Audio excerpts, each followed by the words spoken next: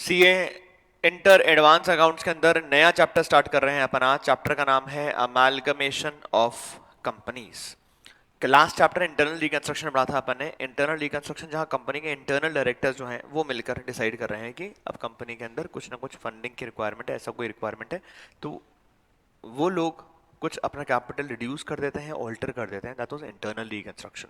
Amalgamation is also known as external reconstruction, जहां हम किसी बाहर वाले आउटसाइडर को पकड़कर आते हैं और उससे हमने अपनी कंपनी की जो फंडिंग है, जो बैलेंस शीट पोजीशन है, उसको इंप्रूव कराया है।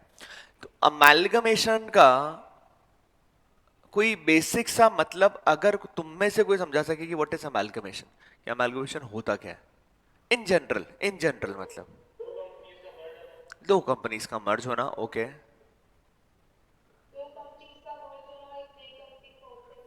दो कंपनीज का मर्ज होना और एक नई कंपनी फॉर्म करना। ओके,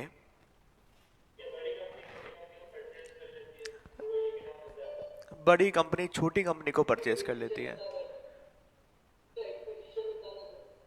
एक्विजिशन होता है सर। ओके, और कोई कंट्रीब्यूट करना चाहता है इसके अंदर?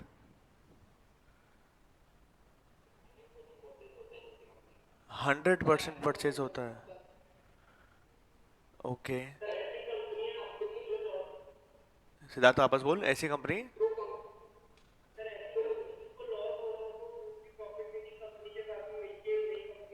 ऐसी कंपनी है जो नॉन प्रॉफिट मेकिंग है, जिसको दूसरी कंपनी से मिलकर प्रॉफिट मेकिंग बन जाएगी। ओके, हाँ हाँ, लॉस मेकिंग, हाँ हाँ, लॉस मेकिंग है, नॉन प्रॉफिट लॉस मेकिंग है।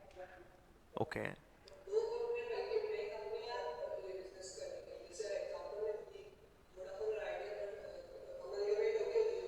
ओके, वोडाफोन आइडिया मिलकर अमेलगमेट होकर एक कंपनी बन गई।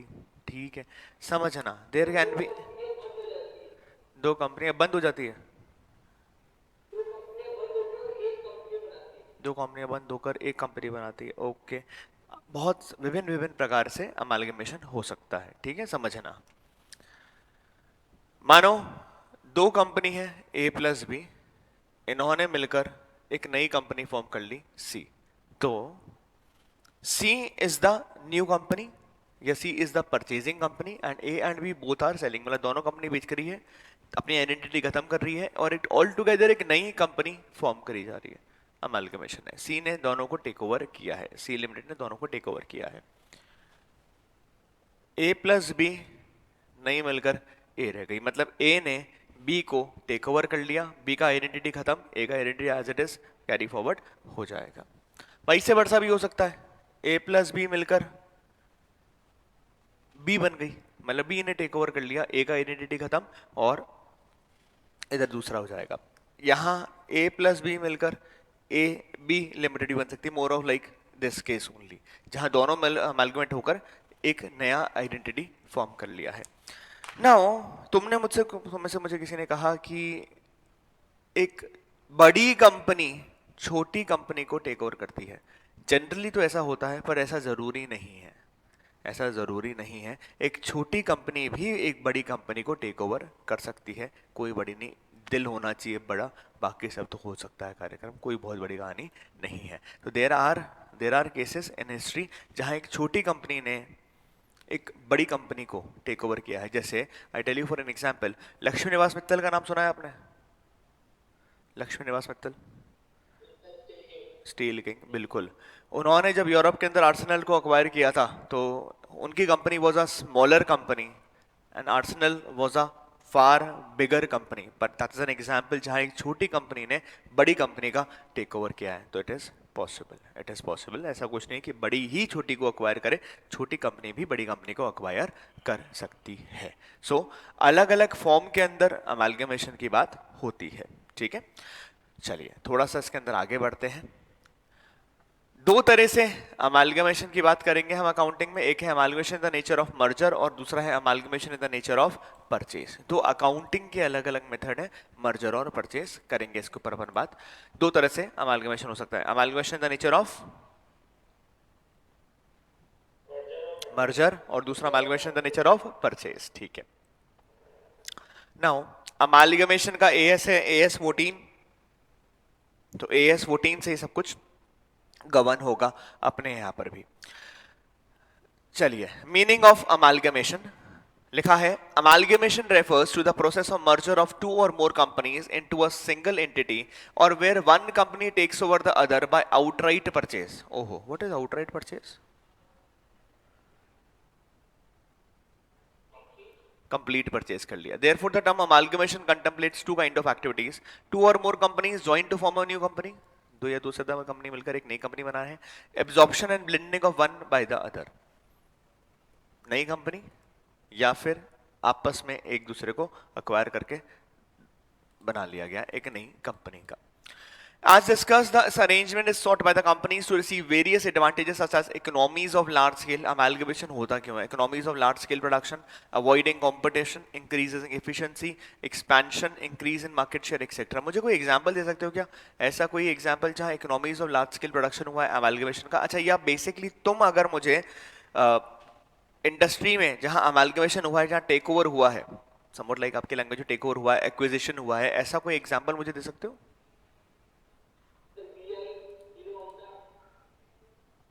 वोडाफोन आइडिया, ठीक है। और नहीं सर, वो जॉइंट वेंचर था, हीरो होंडा वो तो जॉइंट वेंचर, हीरो और होंडा के बीच जॉइंट वेंचर था। और कोई जो मुझे एग्जांपल दे सकता है? और कोई जो मुझे एग्जांपल दे सकता है? कौन सा? ठीक है, बिल्कुल, बायजूस ने अक्वायर किया आकाश को। ओके, और कुछ? आई टाटा ने, टाटा ने जैगवार, ठीक है, ओके। और आई होप आपको पता है फ्लिपकार्ट ने, फ्लिपकार्ट था या फ्लिपकार्ट था, शायद शायद फ्लिपकार्ट ही था, मिंत्रा को, फ्लिपकार्ट और पहले फ्लिपकार्ट ने मिंत्रा को अक्वायर किया और फिर फ्लिपकार्ट को किसने? वॉलमार्ट ने अक्वायर कर लिया। That is again example. Okay, और कोई? नहीं नहीं नहीं नहीं, अरे वो अमालगमेशन का एग्जांपल नहीं है, वो अमालगमेशन का एग्जांपल नहीं है, ठीक है। और अमालगमेशन करने के लिए दो कंपनियां भी तो होनी चाहिए जीवन के अंदर। और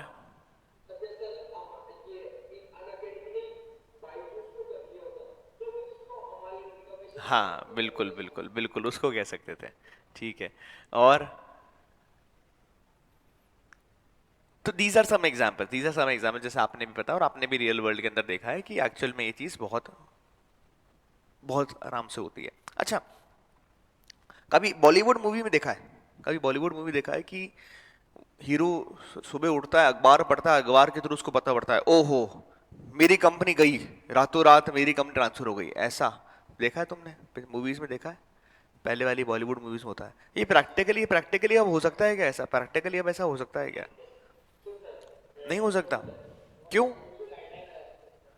क्यों क्यों क्यों नहीं हो सकता? किसको सेबी कंट्रोल, सेबी किसको कंट्रोल करता है? सेबी को कैसे पता? कैसे? मतलब मान लो, सबसे से फॉर एग्जाम्पल मान लो, मैं एक सिंपल सा एग्जाम्पल देता हूं। मेरा net worth is 1 lakh crore rupees, मेरा net worth is 1 lakh crore rupees, और अभिषेक का जो कंपनी है, अभिषेक का जो कंपनी है वो 1,000 करोड़ रुपए की कंपनी है, ठीक है ना? अभी अभिषेक पढ़ाई कर रहा है ना, इसलिए इतनी हो पाई है। सो 1 लाख करोड़ रुपए का मेरा नेटवर्थ है, अभिषेक की जो कंपनी है उसका नेटवर्थ या शेयर वैल्यूएशन या मार्केट वैल्यूएशन इज 1,000 करोड़ रुपए। I have an interest in Abhishek का कंपनी, मैं अभिषेक के पास गया, अभिषेक को बोला भाई कंपनी दे दे। अभिषेक ने बोला मैंने अपनी खून पसीने की मेहनत से कंपनी बनाई है, मैं नहीं तुम्हारे को दूंगा। मैंने देख दे दे, अभिषेक बोला नहीं दूंगा, तो बोला ठीक है मैं मार्केट से शेयर खरीद लूंगा। भाई कंपनी टेक ओवर करने के लिए क्या चाहिए? 51% शेयर ही तो चाहिए, 51% इक्विटी शेयर मेरे पास आएगा, मेरे पास कंपनी का कंट्रोल आ जाएगा। अभिषेक टट्टा बाय बाय कर ले कुछ भी, अब कुछ नहीं कर पाएगा, ठीक है। तो मैं मार्केट से 51% शेयर अगर कर लूंगा तो मैं कंपनी टेक ओवर कर जाऊंगा अभिषेक की। तो मैं खरीद लूंगा ना मार्केट से, अभिषेक से पूछने की जरूरत थोड़ी। अच्छा, ये तो हमें पता है कि कंपनी में shares are freely transferable, companies में शेयर्स आर फ्रीली ट्रांसफरेबल। इसकी कंपनी को लिस्टेड कंपनी है, स्टॉक एक्सचेंज पे लिस्ट हो रखी है, मैंने धड़ाधड़ शेयर परचेस करना चालू करा। 1,000 करोड़ पीनट्स, 1% है मेरे नेटवर्थ का, खरीद सकता हूँ, ताकत बहुत है।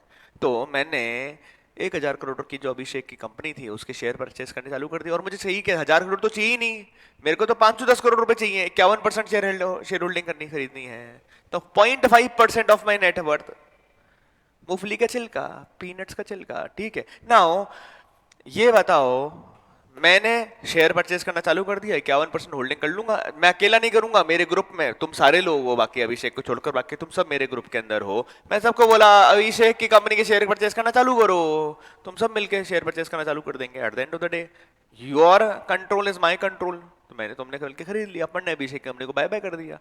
कर सकते हैं ना, बहुत आसान है। I hope you understand, it is very easy. तो कर सकता हूं ना, कर सकता हूं ना ऐसा।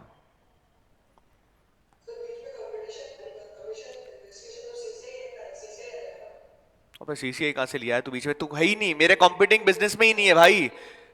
तेरा मेरा कोई दूर दूर तक नाता ही नहीं है बिजनेस का। मैं तो तेरी कंपनी के बिजनेस में इंटरेस्टेड हूँ, मैं एक्सपेंशन के मूड में हूँ, और मैं कंपनी के बिजनेस में एक्सपैंड।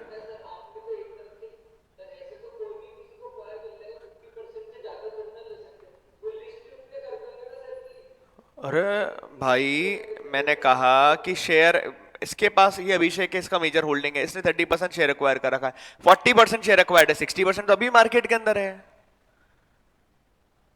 समझे, होता भी है। असल लिस्टेड तो 100% ही लिस्टिंग होती है, पूरी कंपनी की लिस्टिंग होती है, ये थोड़ी मतलब होता है उसमें से प्रमोटर का कुछ होल्डिंग अपने पास में होगा। तो अभिषेक के पास 30% होल्डिंग है, वो ठीक है, 40% होल्डिंग है, हाँ इसके पास है ही 60%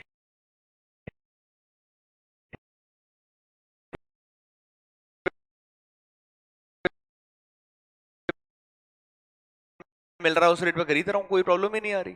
तो ऐसा नहीं कर सकता क्या मैं?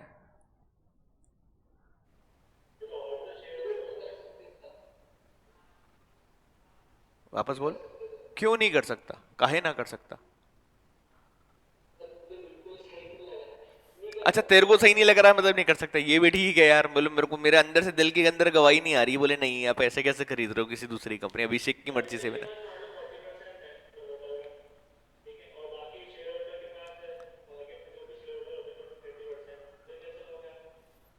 तो 40% अभिषेक, 60% मार्केट में घूम रहा है ना शेयर, मतलब स्टॉक एक्सचेंज पर ही घूम रहा है ना।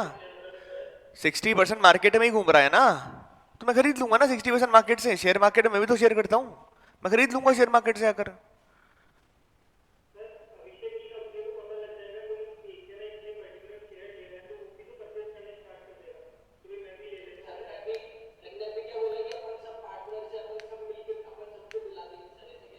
हाँ लो, कोई बात नहीं, प्राइस ही तो बढ़ेगी। अरे प्राइस ही तो बढ़ेगी, 1,000 करोड़ की कंपनी का वैल्यूएशन 1,500 करोड़ हो जाएगा। अरे तुम अभी अभी तुम देख रहे थे, तुमने अभी अडानी ग्रीन्स देखा, अभी अभी अडानी ग्रीन्स चल रहा था, तुमने सुना होगा ना अडानी ग्रीन्स के बारे में, इतना तो पढ़ा होगा तुमने। अडानी ग्रीन का मार्केट वैल्यूएशन जूम करके ऊपर चला गया, क्यों? क्योंकि रोज का 5% सर्किट था, परचेज चल रहा था रोज कंपनी के अंदर। भाई सिंपल इकोनॉमिक्स, सब अगर कंपनी के शेयर परचेज करना चाहते हैं तो market will hit the upper circuit, मतलब जो शेयर प्राइस है वो अपर सर्किट हिट कर जाएगा। अपर सर्किट हिट करेगा तो और बाय नहीं करता उस दिन, नेक्स्ट डे फिर बाय, नेक्स्ट डे फिर बाय, नेक्स्ट डे फिर बाय। तो रोज ऊपर चढ़ता जाएगा, प्राइस ऊपर चढ़ता जाएगा। मतलब आज अगर कोई शेयर 100 रुपए में मिल रहा है तो कल वो 102 में मिलेगा, परसों वो 105 में मिल जाएगा, 110 में मिल जाएगा, इतना ही तो होना है। मिलेगा तो सही ना।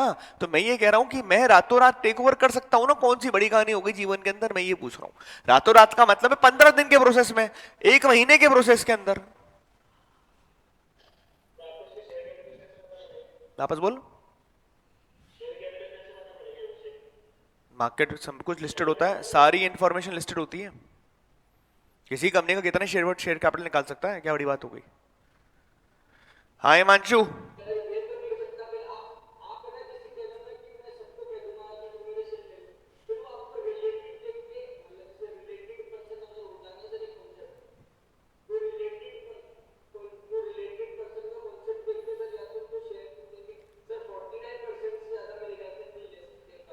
ऐसा कुछ नहीं सर, नहीं ले सकते तो फिर तो अमैल्गेशन नहीं होगा जीवन के अंदर, कोई कंपनी बिकेगी नहीं।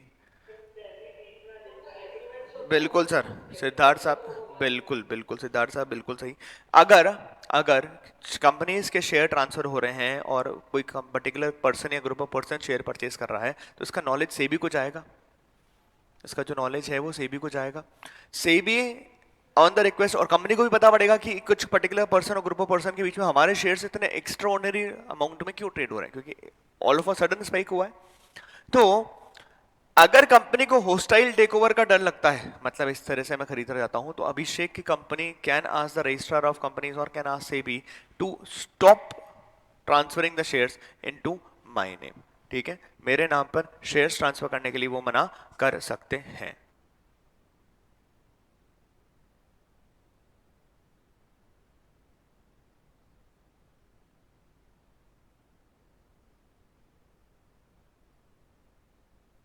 बात समझ में आती है क्या?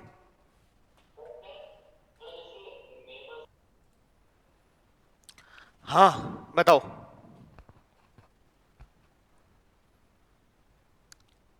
बोलो बोलो।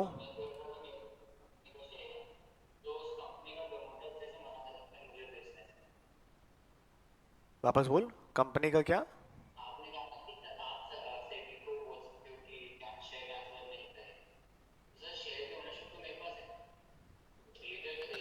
सर मैं तो बात कर रहा हूँ, अभिषेक के पास 40% होल्डिंग है तो अभिषेक अपना हिस्सा नहीं बेचेगा, बाकी 60% तो मार्केट में ट्रेड हो रहा है।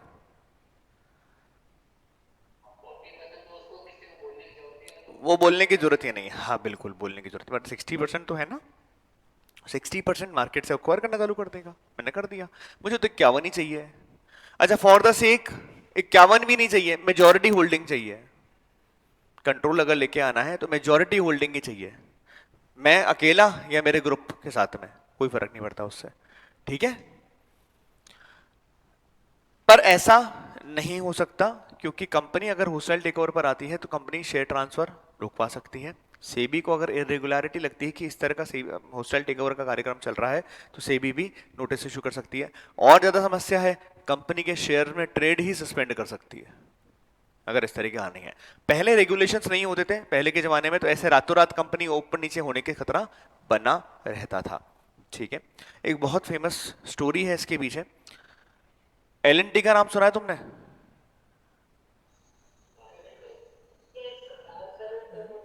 मिस्टर धीरू भाई Ambani wanted to become a board of directors in Larsen and Torbro।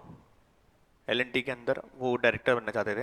At that moment of time the Reliance industries was not that big, RIL was not that big। ठीक है, so Mr. Dhirubhai Ambani wanted to become a director in L&T। He proposed कि भाई अच्छा board of director बनने के लिए क्या चाहिए, बोर्ड ऑफ डायरेक्टर बनने के लिए क्या जरूरत है, क्या अक्वायर होना चाहिए आपके पास, क्या होना चाहिए?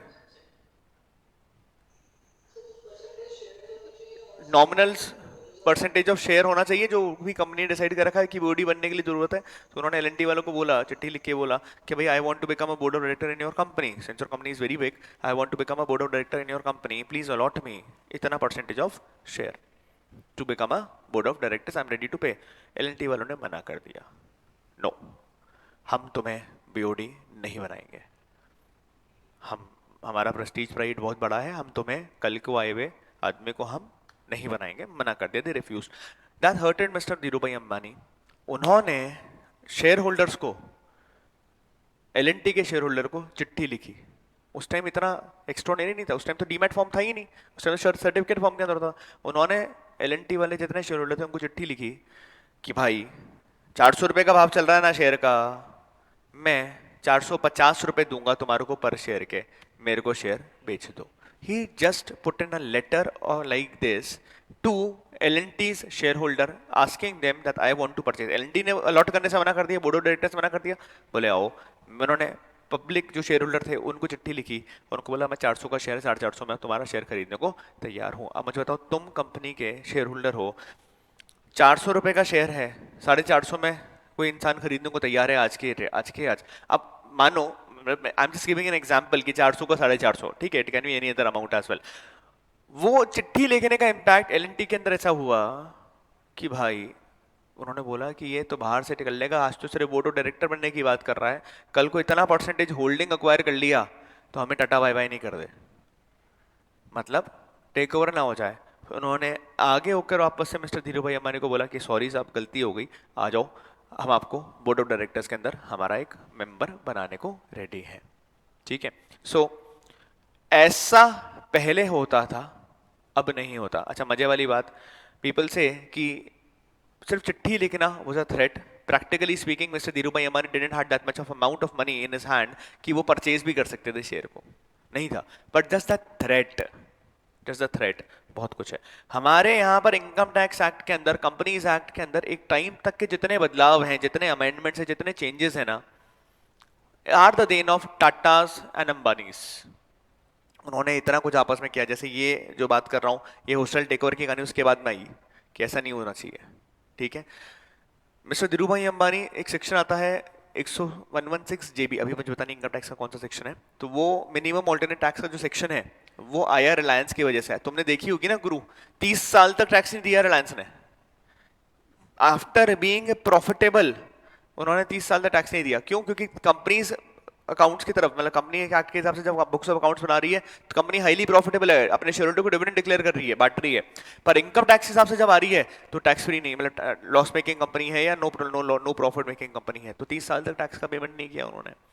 तो मिनिमम ऑल्टरनेट टैक्स जो है, एक सेक्शन है इनकम टैक्स के अंदर कि कंपनी को कम से कम इतना टैक्स तो पे करना ही पड़ेगा is respective of the amount of profit they are making. Minimum alternate tax का प्रोविजन है, वो लगा ही आया ही रिलायंस की वजह से। ठीक है, तो बहुत सारी चीजें हमारे यहाँ पर जो आई है in the time of 90s 80s and 2000, वो आई ही अंबानीज और टाटास की वजह से है।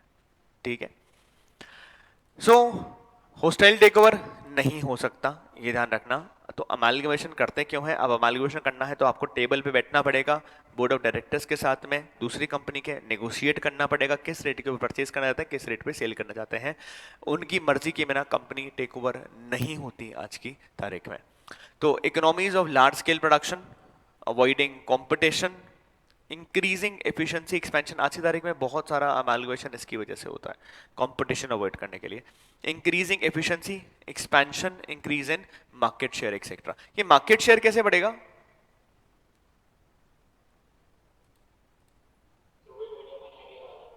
वो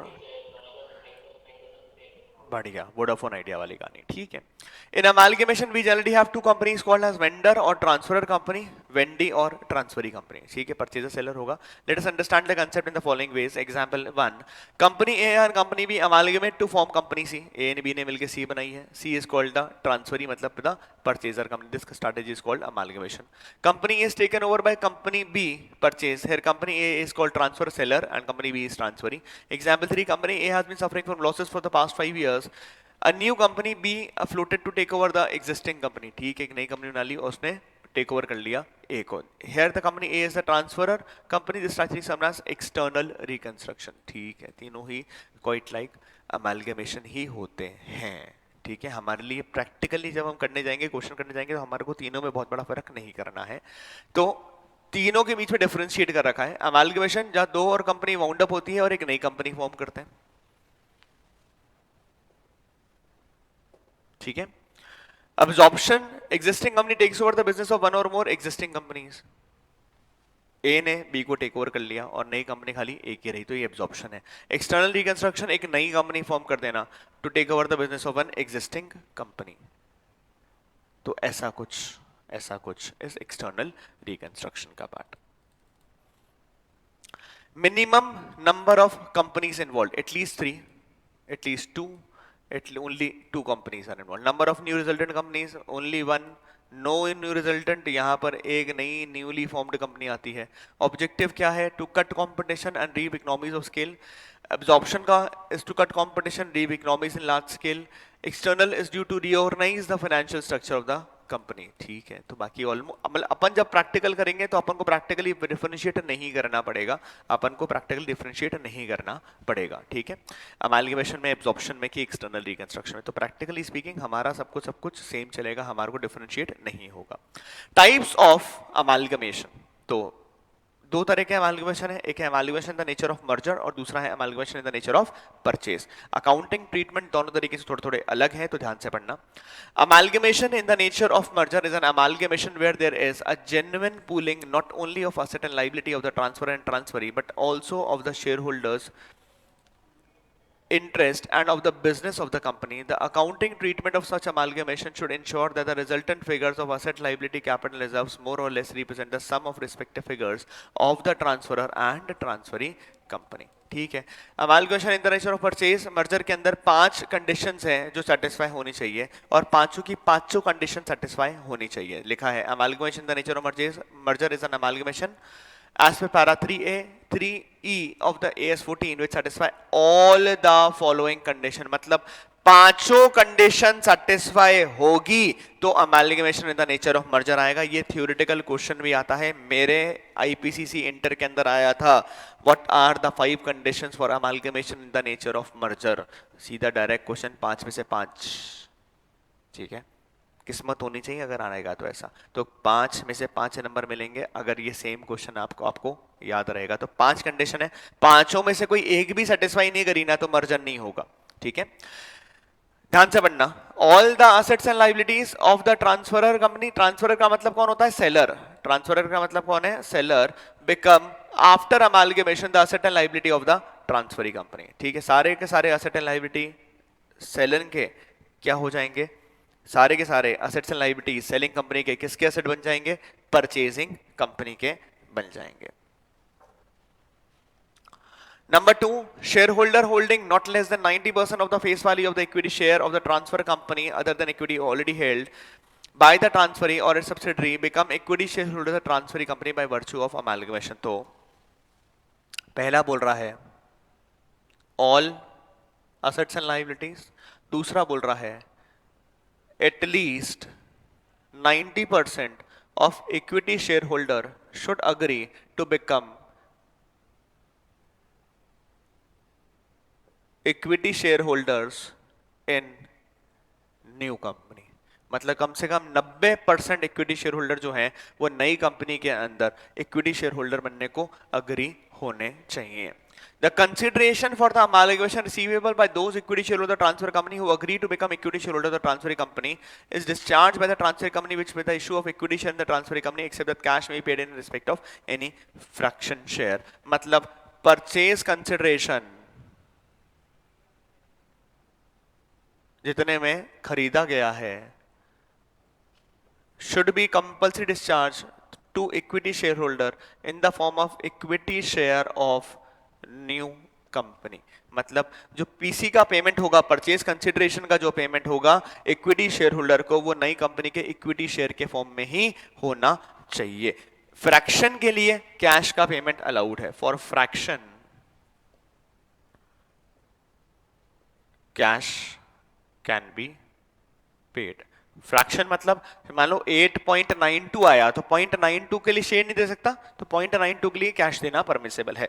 मतलब क्या कि जो शेयर होल्डर है, इक्विटी शेयर होल्डर है, उनको नई कंपनी के इक्विटी शेयर अलॉट करे जाएंगे उनकी एग्जिस्टिंग होल्डिंग के बीच में। हिंदी के अंदर ऐसा मतलब हुआ कि मेरे पास एएसआई लिमिटेड के अंदर इक्विटी शेयर्स हैं, मेरे पास एएसआई लिमिटेड के अंदर इक्विटी शेयर्स हैं और अभिषेक एएसआई कंपनी को टेक ओवर करके आईएसए लिमिटेड बनाना चाहता है, तो मैं शेयर होल्डर हूं, तो मेरे को जो मेरा परचेज कंसिडरेशन का डिस्चार्ज मिलेगा, मतलब मेरे इक्विटी शेयर इन एएसआई के बदले आई शुड गेट आईएसए के इक्विटी शेयर ओनली। मतलब मेरा discharge should be in the form of equity share of the new company only. ये समझ में आता है क्या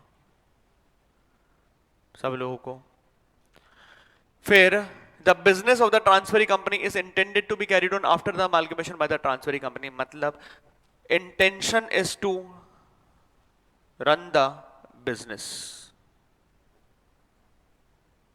बिजनेस बंद करना ऑब्जेक्टिव नहीं है, बिजनेस बंद करना ऑब्जेक्टिव नहीं है, बिजनेस को चालू रखना, रन करना is the objective.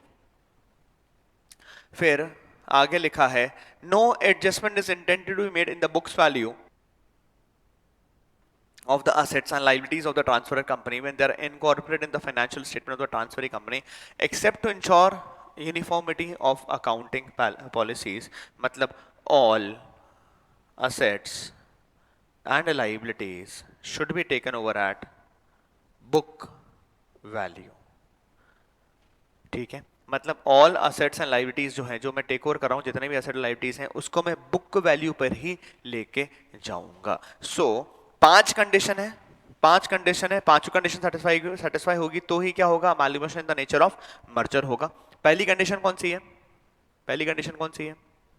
All assets and liabilities, all assets and liabilities should be transferred. Number 2, at least 90% of the equity shareholder should agree to become equity shareholder in the purchasing company. Number 3, purchase consideration for equity shareholder should be paid in the form of equity share only. Purchase consideration to the equity shareholder should be done in the form of equity share of the new company only. Fourth, intention must be to carry on the business. Fifth is all assets and liabilities should be transferred at book value. Now आप भी ऐसा छोटा छोटा लिख लेना, conditions for merger अपनी copy में लिख लो, आप भी ऐसा छोटा छोटा करके, ताकि आपको ध्यान रहेगा। या बुक में लिखना चाहो तो बुक में ही लिख लो, जैसा आपको कंफर्टेबल वैसा कर लो, पर लिख जरूर लो कि all assets and liabilities, at least 90% of equity shareholders should agree to become equity shareholder in the new company. Purchase consideration to equity shareholder of the selling company should be in the form of equity share of the new company. Fraction के लिए cash दे सकते हैं. Intention of the purchasing company should be to run the business, and all assets and liabilities should be transferred at book value. जो seller company है उसके जितने भी assets and liabilities हैं वो बुक वैल्यू पर ही ट्रांसफर होने चाहिए। मतलब अगर बिल्डिंग 1 करोड़ की बुक्स में दिखा रखी है तो purchasing company should agree to take over building at 1 crore only. बात समझ में आती है सबको?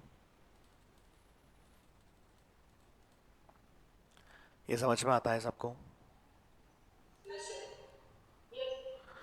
इन पांचों में से अगर कोई एक सिंगल कंडीशन सेटिस्फाई नहीं करी तो it will not be amalgamation in the nature of merger, फिर वो amalgamation in the nature of merger नहीं होगा। It will be amalgamation in the nature of purchase. 5 में से कोई एक भी अगर सेटिस्फाई नहीं करी तो क्या बन जाएगा? Amalgamation in the nature of purchase बन जाएगा। क्लियर है सबको?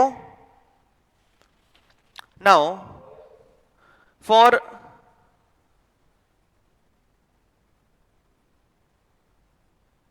प्रैक्टिकल क्वेश्चंस, अगर मैं प्रैक्टिकल क्वेश्चंस की बात करूंगा तो आपको प्रैक्टिकली सिर्फ क्या चेक करना रहेगा? All assets and liabilities at book value transfer होनी चाहिए।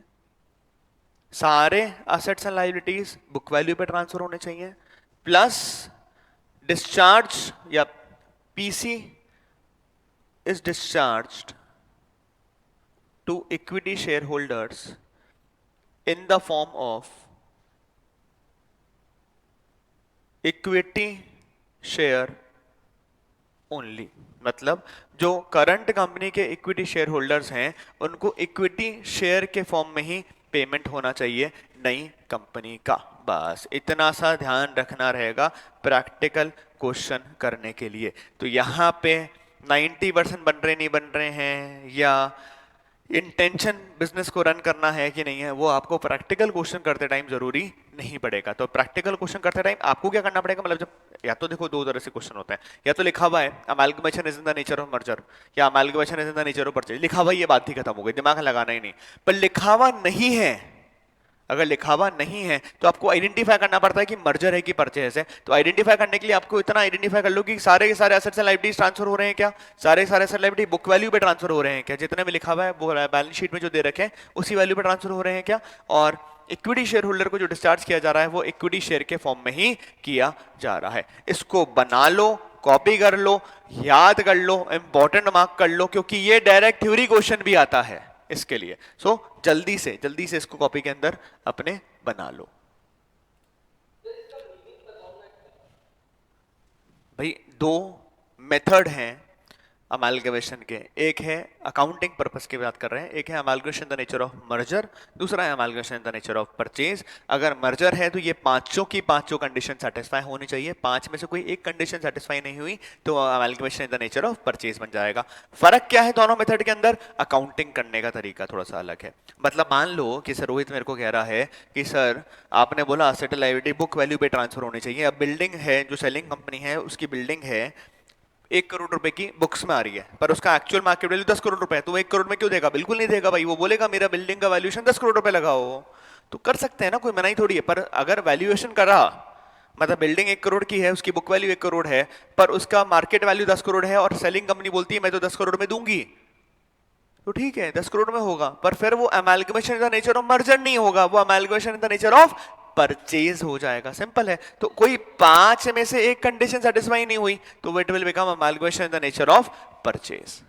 ठीक है, तो ऐसा हो सकता है। इफ एनी वन, देखो लिखा भी है, इफ एनी वन और more of the condition are not satisfied in an amalgamation, such amalgamation is called amalgamation in the nature of purchase.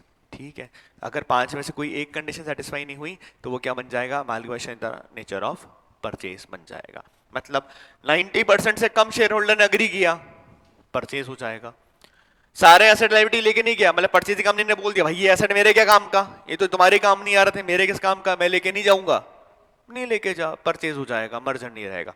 मतलब कहने का कहानी ऐसी है कि अगर कोई कंडीशन सेटिस्फाई नहीं होती, अगर कोई कंडीशन सेटिस्फाई नहीं होती तो नहीं होगी, कोई बात नहीं, इससे अमालगमेशन नहीं रुक जाएगा, अमालगमेशन की अकाउंटिंग बदल जाएगी, accounting in the nature of purchase हो जाएगी मर्जर की जगह। बात समझ में आती है? वापस समझा नहीं, वापस बोल।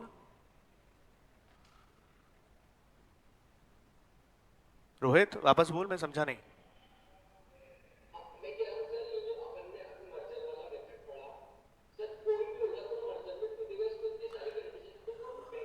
तू काहे दुखी हो रहा है कि देगा नहीं देगा? तू काहे दुखी हो रहा है? तेरे क्या तकलीफ आ रही है? क्वेश्चन बताएगा तेरे को तो, तेरे को थोड़ी खरीदने जानी कंपनी को। अकाउंटिंग की बात कर रहे हैं सिर्फ, अमालगमेशन होगा, मर्जर हो परचेज हो, अमालगमेशन तो होगा ही होगा, मना थोड़ी है। अगर बैठकर बोर्ड ऑफ डायरेक्टर्स बैठकर अग्री करते हैं कि इस तरीके से एसेट लायबिलिटी का वैल्यूएशन करेंगे तो उस तरह से होगा, तो अमालगमेशन का नेचर ऑफ परचेज हो जाएगा। ठीक है, हमें दुखी होने की जरूरत नहीं है कि क्यों करेगा क्यों नहीं करेगा।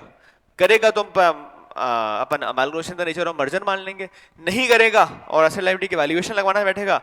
अच्छा, ये भी जरूरी नहीं है कि 90% अग्री कर जाए इक्विटी शेयर होल्डर, बिल्कुल जरूरी नहीं है, तो कोई तकलीफ नहीं है, अमालगमेशन तो होगा ना, पर amalgamation the nature of purchase हो जाएगा। तो ये डिफरेंस लिखा हुआ है, इसको आप पढ़ लेना। परचेज कंसिडरेशन पे आ रहे हैं। परचेज कंसिडरेशन का मतलब बताएगा कोई मेरे को? परचेज कंसिडरेशन का मतलब क्या होता है?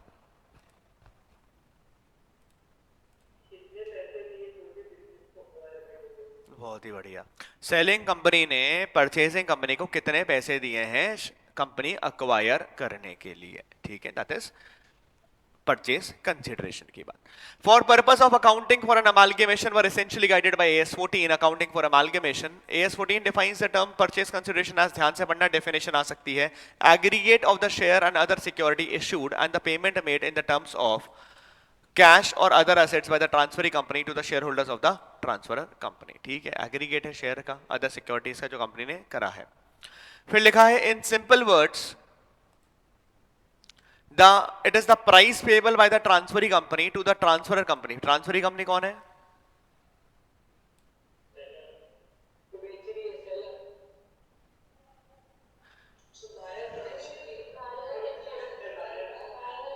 transferee is purchaser, transferor is seller। ठीक है, OR जहां OR आता है वो सेलर होता है हमेशा। ठीक है, तो in other words it is the price payable by the transferring company to the transfer company for taking over the business of the transferor company, seller company. ठीक हो, सेलर कंपनी को जितना उसने पैसा दिया है परचेजिंग ने, तो जितने में परचेजिंग कंपनी ने सेलिंग कंपनी को पेमेंट किया है उसका बिजनेस टेक ओवर करने के लिए, payment in the form of cash, share, whatever form, वो is price consideration, purchase consideration. But it should not include anything payable to the lenders of the company like the debenture holders or creditor. तो एक कहीं लिख लो, बहुत बड़ा कहीं लिखना, purchase consideration will never ever, बहुत बड़ा बड़ा लिखना, purchase consideration will never ever include payment made to debenture holders और क्रेडिटर्स ऑफ द कंपनी। लिख लो, बड़ा बड़ा लिखना कहीं। परचेज कंसिडरेशन में क्या नहीं आएगा? परचेज कंसिडरेशन में क्या नहीं आएगा? बढ़िया, डिवेंचर होल्डर्स को और क्रेडिटर्स को अगर कोई पेमेंट किया है तो वो नहीं आएगा।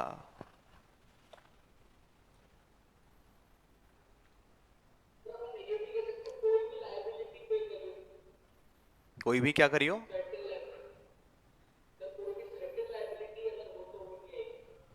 कोई भी सर्टेन लाइबिलिटी होगी तो वो नहीं आएगी मतलब?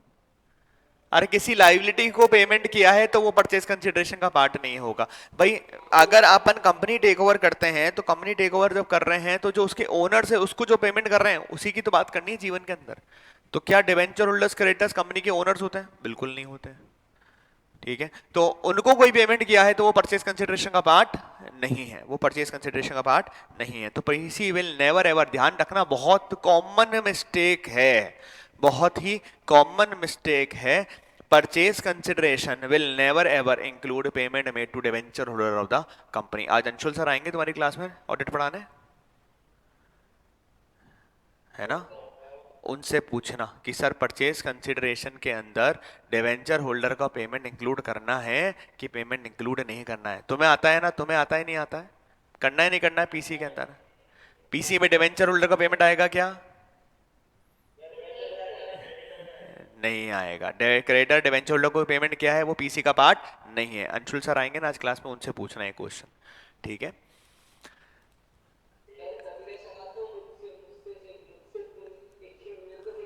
हाँ हाँ, पूछना पूछना, बोलना पूछना, और बाद में मेरा नाम लेके पूछना कि मैंने कहा था। The important point is to be noted here is the amount paid towards the equity shareholder and the preference shareholder is only considered as a part of purchase consideration as the definition under AS 14। So PC will only include payment made to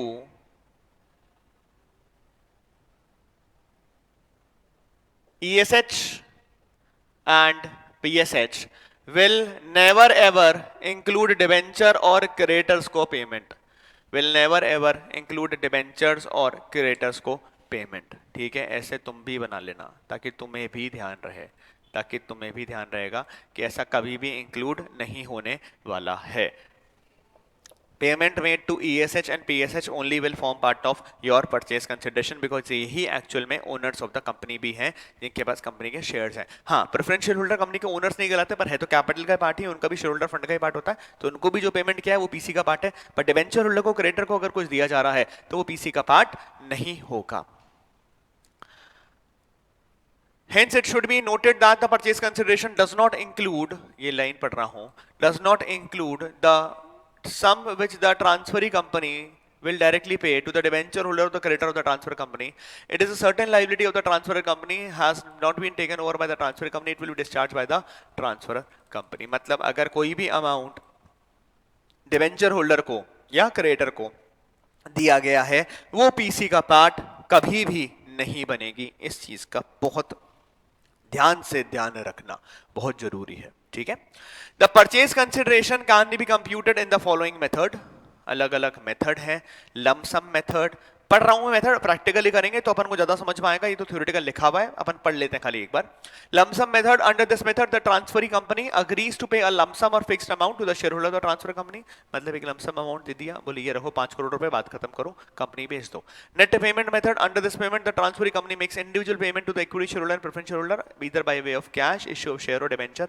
मतलब company ने क्या करा, share holders को cash दे दिया या नए company के शेयर दे दिए या ऐसा कोई काम कर दिया, तो वो नेट पेमेंट मेथड हो जाएगा। Net assets method, under this method the purchase consideration is arrived based on the value of asset less outside liability excluding share capital reserve taken over by the transferee company as per AS 14 the value of assets and liability shall be at the value of agreed between the two parties if there is no value agreed in the asset and liability taken at book value। net asset method का अच्छा, ये PC का calculation का तरीका है irrespective of merger और purchase, irrespective of merger और purchase। ठीक है, ये ध्यान रखना। तो नेट असेट मेथड मतलब असेट का टोटल माइनस लाइबिलिटी जो ली है, आउटसाइड लाइबिलिटीज, असेट का टोटल माइनस आउटसाइड लाइबिलिटी जो ली है उसका difference will be the value of your purchase consideration. तो जितने का asset net assets taken over करे हैं उसका that value will be your what, purchase consideration. Now अगर amalgamation in the nature of merger है तो assets and liabilities book value पे डिफरेंस होगा, और अगर परचेज है, मर्जर की जगह परचेज है, तो जो अग्रीड वैल्यूड है असेट लायबिलिटी की उसका difference will be the value of purchase consideration. ये सारा हम करेंगे प्रैक्टिकल, तब आपको ज्यादा समझ में आएगा। फिर intrinsic value or share exchange method. Under this method the PC is calculated at the intrinsic value of the share of the transferor or transferee company. The ratio of share to be issued completed and multiplied with intrinsic value. मतलब क्या होता है, मैं दोनों ही company की share की intrinsic value calculate करता हूं, दोनों ही कंपनी की शेयर की इंट्रिंसिक वैल्यू कैलकुलेट करता हूं, मतलब सेलर और परचेजर दोनों कंपनी के पर शेयर का एक्चुअल में वैल्यूएशन कितना है असेट्स लायबिलिटीज को नेट करके मैं उसका वैल्यूएशन करता हूं। मान लो परचेजर कंपनी के पास, सॉरी सेलर कंपनी जो है उसके पास 1 लाख शेयर्स हैं और इंट्रिंसिक वैल्यू उसका 8 रुपए आया है, तो सेलर कंपनी का मेरा पीसी कितना हो जाएगा 8 लाख। अब परचेजिंग कंपनी के शेयर का इंट्रिंसिक वैल्यू जो आया है वो आया है 12 रुपए पर शेयर, तो इस 8 लाख रुपए का डिस्चार्ज कैसे हो जाएगा, 12 रुपए पर इक्विटी शेयर के हिसाब से परचेजिंग कंपनी के शेयर में हो जाएगा। दैट वेज, ठीक है, तो it can be like that. तो अलग अलग मेथड होते हैं, अभी तो थ्योरेटिकल है, बहुत ज्यादा सिर्फ थ्योरेटिकल मेथड अपने समझ में नहीं आएगा, जब हम प्रैक्टिकल क्वेश्चन करेंगे तब आपको समझ में आना स्टार्ट हो जाएगा इसके अंदर। Sometimes adjustment may have to be made in the purchase consideration in the light of one or more future event with the additional payment is probable and can be reasonably estimated is to be included in the calculation of purchase consideration. Any one of the method or combination of the above method can be used by the companies to calculate the PC. The above method have been explained in the following illustration. ठीक है, PC calculate करने के तरीके बताएंगे अभी। Illustration number 1 देखो, let us consider the balance sheet of X Limited। मुझे बताओ क्वेश्चन स्टार्ट करने से पहले इन 5 पॉइंट में कोई समस्या है क्या, इन 5 पॉइंट में कोई समस्या है क्या? ठीक है, पीसी में क्या इंक्लूड नहीं होगा,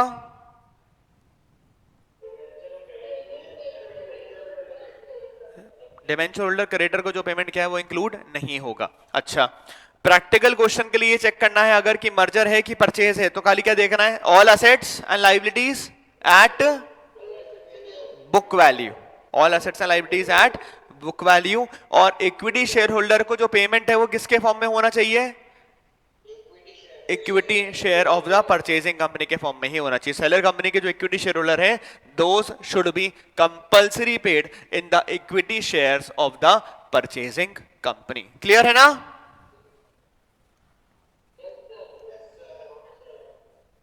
ठीक है, चलिए आगे बढ़ते हैं। Illustration number 1, let us consider the balance sheet of X Limited on 31st March। Balance sheet दे रखी है, balance sheet rupees in thousand से ध्यान रखना, लिखा है share capital, reserve and surplus, non current liabilities, long term borrowings दे रखा है, करंट लाइबिलिटीज में ट्रेड पेबल है, then property plant and equipment है, नॉन करंट इन्वेस्टमेंट है, करंट एसेट्स है, inventory, state receivable, cash cash equivalent. तो ये एक्स लिमिटेड की बैलेंस शीट है। फिर नोट टू अकाउंट दे रखा है 7.5 लाख इक्विटी शेयर है, 25,000 प्रेफरेंस शेयर है, जनरल रिजर्व है, लॉन्ग टर्म बोरोइंग्स है, सिक्योर्ड अनसिक्योर्ड है, प्रॉपर्टी प्लांट एंड इक्विपमेंट है, नॉन करंट इन्वेस्टमेंट्स है।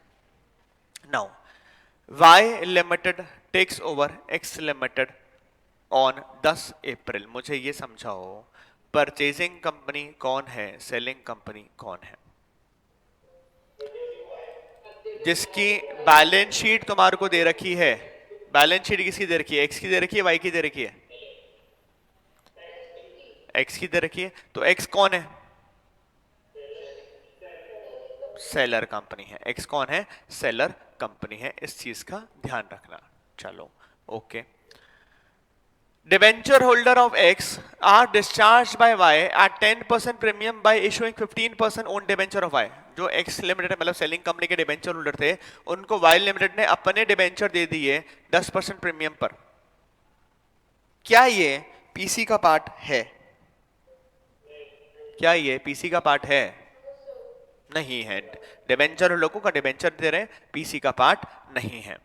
14% preference shareholder of X Limited are discharged at a premium of 20% by issuing necessary number of 15% preference share of Y Limited face value 100. आपस line पढ़ के बताओ. 14% PS of X. X कौन है? Purchasing, selling, selling. Are discharged at a premium of 20%. इनको 20% premium पर discharge किया है, मतलब 20% एक्स्ट्रा पे किया है. कैसे करा है? By issuing necessary number of 15% PS of Y Limited. By issuing 15% preference share Y के. Y कौन है? Purchasing company. ठीक है. फिर आगे लिखा है, अच्छा क्या पॉइंट नंबर 3, प्रेफरेंस शेयर को प्रेफरेंस शेयर दे रहे हैं, सेलिंग कंपनी के प्रेफरेंस शेयर होल्डर को परचेजिंग कंपनी के प्रेफरेंस शेयर दे रहे हैं. क्या ये पीसी का पार्ट है? ऑब्वियसली है. Very good. Intrinsic value per share of X is 20 and that of Y is 30. मतलब पर शेयर का वैल्यूएशन एक्स का जो आया वो 20 रुपए आया, सेलिंग का एक्स आया और परचेजिंग का 30 आया. Y limited will issue equity share to satisfy the equity share holder of X limited on the basis of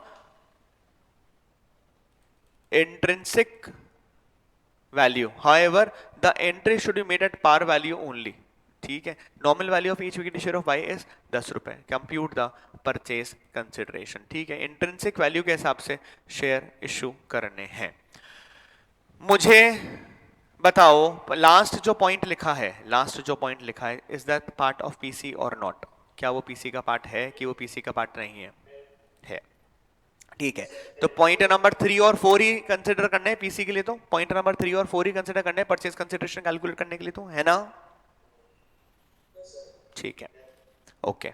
now आपके पास 25,000 14% पीएस है 2500 के, और आपके पास 7.5 लाख इक्विटी शेयर है और रुपीज इन 1000 दे रखा है. इनका डिस्चार्ज करना है, ये चीज का ध्यान रखना. सो पीसी के लिए बोला है 14% प्रेफरेंस शेयर होल्डर को 20% प्रीमियम पर डिस्चार्ज करेंगे. तो कैलकुलेशन ऑफ परचेज कंसिडरेशन.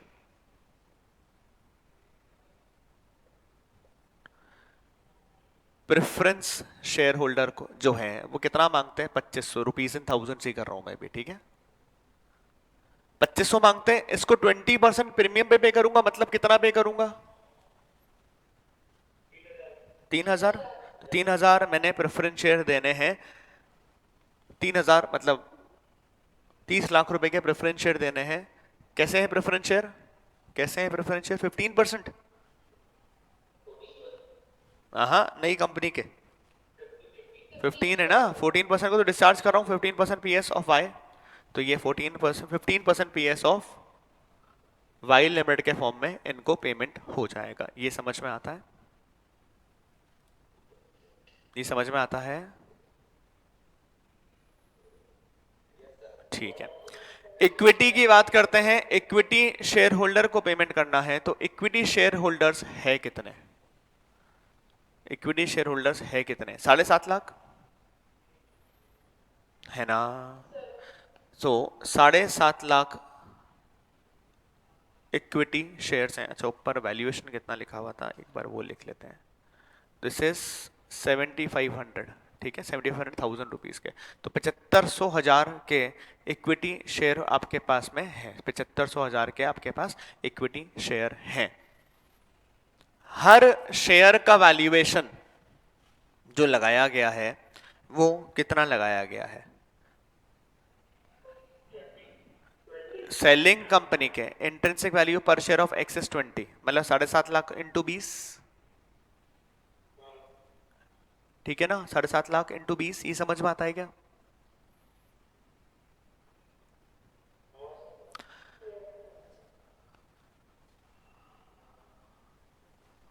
ऐसा. और मैंने इसका जो पेमेंट किया है वो मेरे इक्विटी शेयर के फॉर्म में किया है. और मैंने हर इक्विटी शेयर कितने में इशू करा है? मेरे इक्विटी कंपनी का इक्विटी शेयर कितना माना है? 30. ये ठीक है क्या?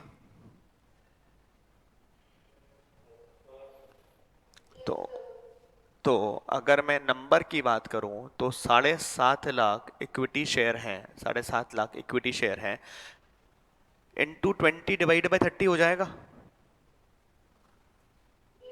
कितना आ रहा है? कितना आ रहा है? 5 lakh. 5 lakh equity share issue करने पड़ेंगे, ये बात समझ में आती है क्या? एट ₹10 ईच, ये भी ठीक है क्या? तो 50 लाख, 3 जीरो हटा दो तो ये कितना आ गया?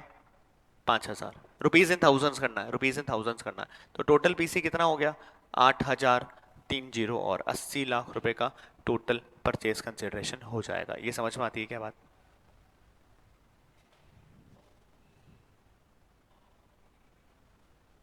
तो टोटल बिजनेस जो टेक ओवर किया है वो 8,000। भाई जीरो से कंफ्यूज मत होना, जीरो से कंफ्यूज मत होना। तुम कहो तो मैं जीरो हटा के पूरा पूरा विदाउट जीरो कर दूं, जीरो से कंफ्यूज मत होना। रुपीज इन थाउजेंड था, मैंने भी इसलिए रुपीज इन थाउजेंड कर दिया। ये ठीक है क्या?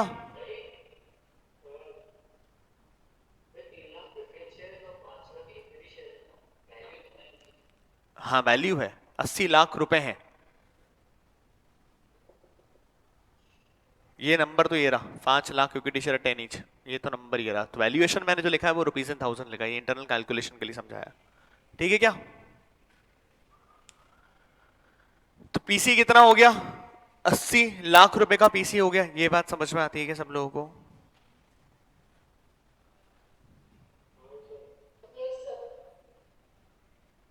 पीसी कैलकुलेट करने को बोला था। पॉइंट नंबर 2 पीसी का पार्ट नहीं होगा, उससे मतलब नहीं है। क्लियर है क्या सब लोग? पक्का? देख लो, इसने भी वही कर रखा है। 80 लाख रुपए का पीसी हो गया।